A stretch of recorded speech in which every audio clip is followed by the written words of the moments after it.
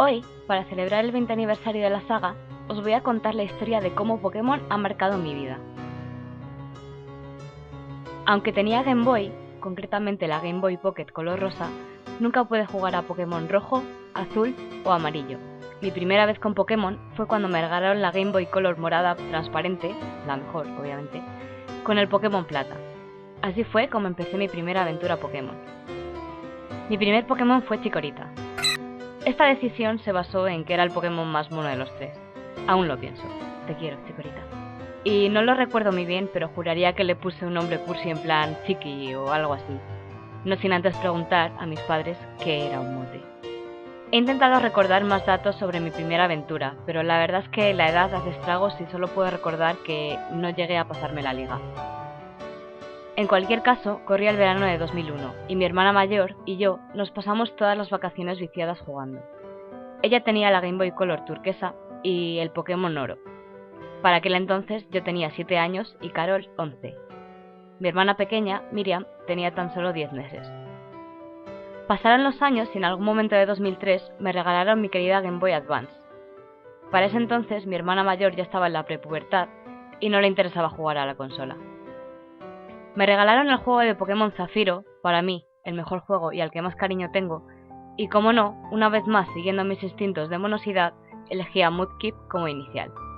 A día de hoy es mi Pokémon favorito. ¡Es tan mono! Y bueno, aunque mi hermana ya no jugara conmigo, me llevaba la consola al colegio y jugaba en el patio con mis amigos. Incluso me llegaron a comprar el adaptador inalámbrico para combatir. Desafortunadamente me da que nunca llegué a ganar nada.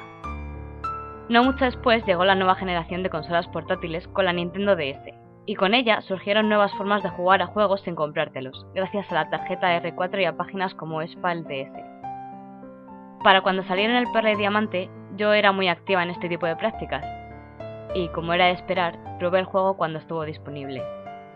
Desgraciadamente la ROM que me bajé estaba en inglés y daba error al guardar partida, así que sin mucho esfuerzo abandoné la saga a partir de ese momento. Además, tal y como le había pasado años antes a mi hermana mayor, estaba empezando mi adolescencia, y como todos sabemos, en ese entonces no estaba bien visto jugar a Pokémon en la pubertad.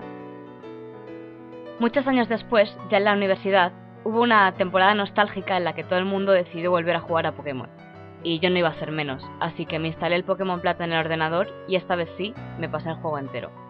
A partir de ahí retomé mis raíces más frikis y me volqué de lleno en el mundo del videojuego, y con ello de Pokémon.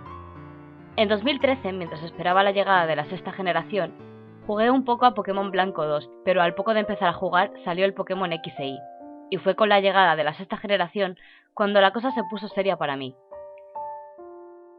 Disfruté del juego como cuando tenía 8 años, recordé todas las cosas que me encantaban y me odié por haber dejado pasar tanto tiempo antes de volver a jugar. Ya para ese entonces tenía muchos amigos frikis, y fue a través de quedadas cuando empecé a aprender qué era un Pokémon Shiny, qué eran los EVs y los EVs, un Pokémon perfecto, el método Masuda, y en general la complejidad del juego que antes no había sido capaz de ver. Fue en una de esas quedadas donde decidimos empezar Bastión Pokémon, a través de lo cual he podido meterme de lleno en la comunidad. He podido conocer a un montón de gente de la que estoy orgullosa de poder considerar amigos, y gracias a ellos, a la comunidad y a Pokémon, hoy soy quien soy y estoy donde estoy, que es donde quiero estar. ¡Feliz 20 aniversario, Pokémon! Espero poder ver pasar otros 20 más.